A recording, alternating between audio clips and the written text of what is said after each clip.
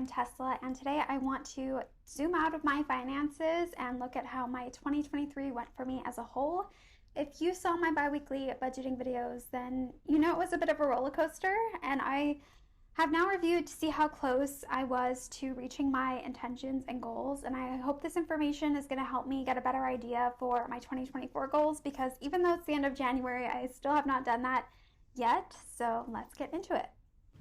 My first goal was to have no consumer debt and always pay off my card in full and on time, and I am thankful to say I've never had to pay a penny of interest, so that goal was completed as planned. Next, I had an income goal to get a raise from $64,000 to $70,000. I worked hard, and that is exactly the salary bump that I got. It went into effect September of 2023, so 2024 will be the first year I get a full worth salary of $70,000 before taxes. I did figure I'd get that raise, but I knew it wasn't going to kick in until Q4 of 2022, so I had an overall expectation of making $54,922. Just so we're all on the same page, I track my pre-tax investments in my budget just so I can keep track of my investing goals. Keeps me motivated even though it's automated, so I add my gross investing amount to my net salary to keep it simple. I did have more income than I expected. I made $61,879, which is almost $7,000 more than I expected. And for my income goals, I always budget conservatively, and I'm gonna budget conservatively in 2024 as well. Next up, I had a goal to invest $14,180. I invested $14,260 from maxing out my Roth IRA at $6,500. And I contributed up to my 401k company match, which was $3,840, and I started an HSA and invested the same amount of $3,840. The HSA max for 2023 was $3,850, and looking back, I should have just put that extra $10 to meet the match, but anyway, so that's actually four goals hit so far, because I did hit my investing goal. We could count it as 3 more if we wanted to do it by account, but since it's automated, I'll just count it as 1. Those were the easiest of my goals. I knew I was probably going to make more than I budgeted. I knew I was going to get a raise, and I knew that once I automated my investments, it was going to be simple. So what was not simple were my sinking fund goals. I think my sinking fund goals were trickier because that involves my daily decisions with spending paycheck to paycheck. And I did have a lot of sinking fund goals, so I guess we'll start with how I categorized them. I had goals that I just wanted to keep the same amount, and that was indicated in green. I had goals that would be built out but emptied to 0 at the end of the year, which were the blue goals. And I had goals that would be actively ongoing and end in a larger amount in the light blue color. And there were funds also that I thought maybe I would end with less in them at the end of the year, which was like that pinkish purple color. So in total, I thought I would save $3,803, but after all the spending I plan to do, leave the year with $937. So I spent with most of my goals along the way, and I came away with $2,655, which is definitely more than I expected to keep. I had many negative months. I felt like a lot of my end of month wrap-ups were like bummers because I just wasn't on track, and I did not think I was going to be anywhere near my sinking fund goal, but my Q4 helped turn it all around. So I still need to save $928 technically by my original sheet, but that is because I had some priority changes along the way. So I think it'd be easier to break it down fund by fund. So I'll switch into a new sheet where I have it in like cards. So first off was furniture. I knew I was going to spend from furniture along the way. I thought I might end the fund in 0 if I found all the right things that I wanted. I got a couple things like a dresser, a pantry, a bench for my entryway, but not very much. So my goal was $1,216, and I came away with $1,416. My month ahead goal was originally $2,500, but then I thought it's overfunded. And so it was an intentional choice to have $500 here less than I thought I would. So I'm just trying to do like an honest comparison to my perfect vision of 2023 that I had posted in January. I have a real-time update sheet where I noted my priority change, and so the goal is 100% funded there. But just for transparency against my original thought process, I left the goals the same. So my goal for emergencies was $21,600, and that was a goal I went over. I'm left with $21,811. Medical care was meant to have $1,000, but I have $20 extra in there. There were times when I just had like a little bit of extra money. I didn't know where to put it, and I would just like put it in a fund on a whim, so it wasn't always that methodical. Memberships was another priority that I shifted because I just wasn't participating in yoga anymore, and so I didn't want to pay $1,000 a year for unlimited. So I stopped contributing mostly to my memberships fund. I put in $950.23, which is about $200 less than I would have needed if I was still enjoying yoga just as much. And the fund would have been totally emptied out if I were still doing that. So I do need to find a new hobby for 2024. Christmas zeroed out just like I thought it would. Auto care, my dog's vet fund, major repairs for my house, those all remained the same as planned.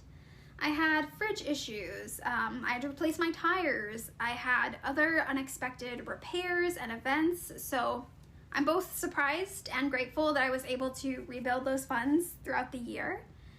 I thought maybe I would take a vacation. I don't know why I thought that. That was silly. I wouldn't have minded if my vacation fund went down, because that would have meant that I actually forced myself away from work, and I wanted to see the Northern Lights. It didn't happen. It's okay. I did other shorter trips with family, and I did contribute a little bit more to the fund, leaving with $5,705, which was $205 more than the goal of just keeping it the same. My next category goal was treatments. I had started the year off with $364, and I thought my income is going to be way too stretched thin. It's a vanity goal, so it's like not really going to be worth putting it into, so I'll just keep the same amount of money in there. But I came into some extra money in December, and so I contributed to that goal anyway. I am now taking $1,100 into 2024, hoping to get laser hair removal. Body hair, you've heard me talk about it so many times on this channel. It's like at best an insecurity. I mean, at best an inconvenience, and at worst it's like an insecurity. So I complain about it every month on this channel. So it's like, I don't know how much I really need to save for that goal, but I feel like 1,100 is a start. Technology is a goal I am way under, because I started the goal with $1,744, and I am leaving with $644. So I spent from it without any guilt, because I knew that I wanted a PC and a better work from home setup. And so right in January, I got that for myself as a gift. It's been a great purchase. I love having a desktop. So even though I'm technically $1,100 behind, it's still a met goal to me, because I knew that I was eventually going to have to spend, not have to, but want to spend from that fund anyway. So yeah, I made a leap, I spent it, and that's all good. I don't care that it's not matching a goal met on paper. So out of 12 sinking fund goals, I originally hit 9 because I did not hit the mark with month ahead, memberships, or technology. But my priorities shifted along the way, and it was for things that like brought a lot of value to me. So all my sinking fund goals still feel like a win to me, but sticking true to my original 2023 video. Just depends how you want to count it. I promise it is not all rainbows and ribbons though, because I blew way past my spending goal. So in 2022, I spent about $42,000, and I thought, well, I had some large and unexpected expenses, and if those things didn't happen, I would be at $38,802. So that's why I made that my 2023 goal. But just as many things happened, if not more, that were more expensive. So I was being idealistic, thinking those things wouldn't repeat. So if you've seen my budgeting wrap-up videos, you know that I have my goals sheet, and then I have a sheet where at the beginning of each pay period, I update what I actually think is going to work for that time. And then at the end of each pay period, I input all the transactions to see if I actually stuck to my budget or not, because YNAB doesn't compare my plans to my actions. So I call it my real-time update sheet. I'm much more fluid because it's based more on month to month, and I can see things coming much closer and pull from sinking funds or budget based on whatever the situation is. But even in that sheet, where I saw things coming, I am still over budget. So I anticipated spending $40,922, which is about 72% of my income. I spent $45,114. So even in my real-time sheet, I am $4,192 over. So if we compare $45,114 to my idealistic number at the beginning of 2023, which was almost $39,000, we'll round up, that's still over $6,000 more than my rough budget. I'm still close percentage-wise. I anticipated spending 71.5% of my income because I was trying to reach like 70 spending, 30 saving. But the math, I just didn't hit my spending goal. And there were plenty of factors that contributed to it, but I want to keep this video like high level.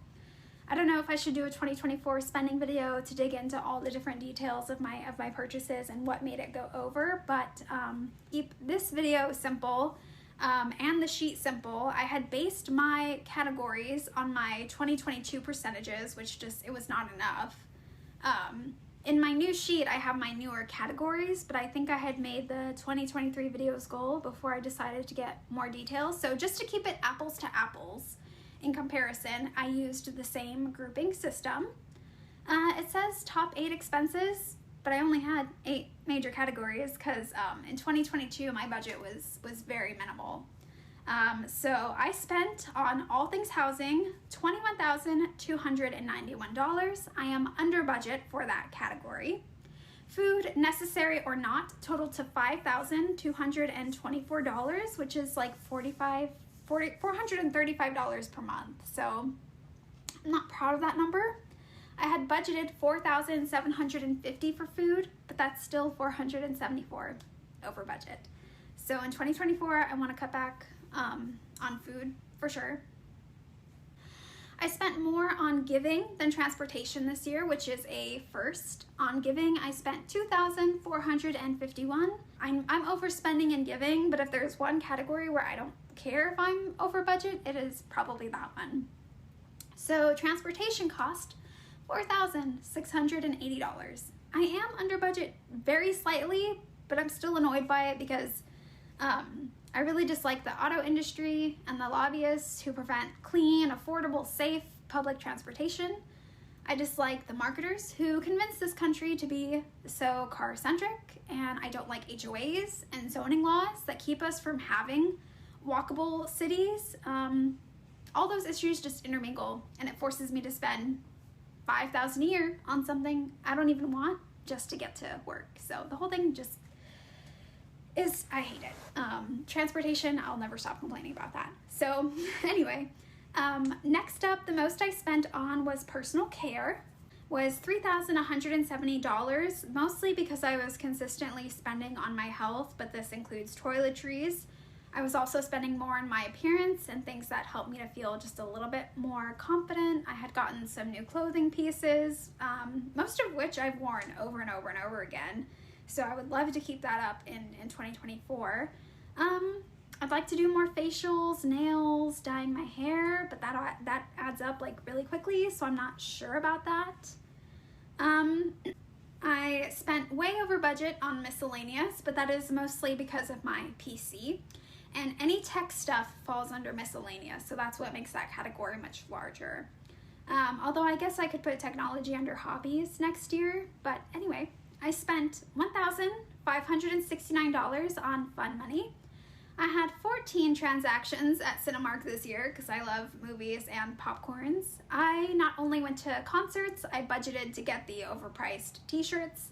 I went to comedy shows, a painting class, a burlesque show. I participated in fantasy football and got 3rd place at my work. I got gelato at Coney Island. I bought too many spreadsheets that are fun for me. So I actually wish I spent more on fun money because I wanted to spend $2,520, so I'm under budget by $951. So I'd love to spend more on fun in the new year. I am over budget for Chip. I budgeted $932 for him and I spent $1,273, but that's totally okay because he is my precious baby boy. And then on the rest of the sheet, I have just got some like fun facts that YNAB could easily tell me. They could do such a fun like end of year wrap up video or something, but they don't. So I've taken it upon myself just to see certain things. So I earned the most money in December, and I spent the most in January because it's my birthday month. And it's also supposedly when I paid back the most debt. Debt is the only thing that's difficult to cross-check in YNAB because they don't track it in any reports. So I saved also the most money in December due to gifts and work-related bonuses. This is just a random thing. On average, I spend $123.60 a day. These other charts at the bottom, they just kind of recap what I already told you, just in different visuals. I will say, I don't know, there's this chart where I don't know what it's supposed to tell me. I'm pretty sure it's supposed to be like contributions and withdrawals by each fund, but I think I messed up a formula there. I tried to fix it. I couldn't. I don't know. Here you can see like a funny pattern of one check I'll be over budget, one check I'll be under budget, and so it's actually like 50-50 whether or not I'm under budget or not, and that just shows you how like up and down my year has been. So yeah, that's everything I think I can to share with you about my 2023 finances. It's kind of crazy how like a year's worth of experiences can be quantified in data and displayed on a single dashboard. I think I hit most of my goals. I'll try to put the number up on the screen based on everything I was reaching for versus what I actually got. But I want to say I got most of them and I'm like pretty happy with it, even though my spending goal was a little out of control.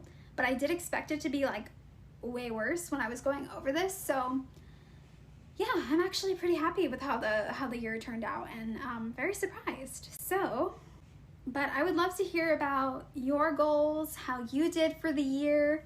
If you've watched this far, thank you. So from here, what I need to do is figure out what I'm going to be doing for 2024, because in January so far, I've just had no plan and not doing great with my finances. So I think basing my 2024 numbers kind of off my 2023 numbers, which was higher, will be the way for me to go. So I guess I'll see you in a 2024 goals video whenever I get that all sorted out. So like until then, you know, Happy New Year, and I'm gonna bring Chip back. Having it. Okay. All right, that is my 2023. Cheers to a good 2024.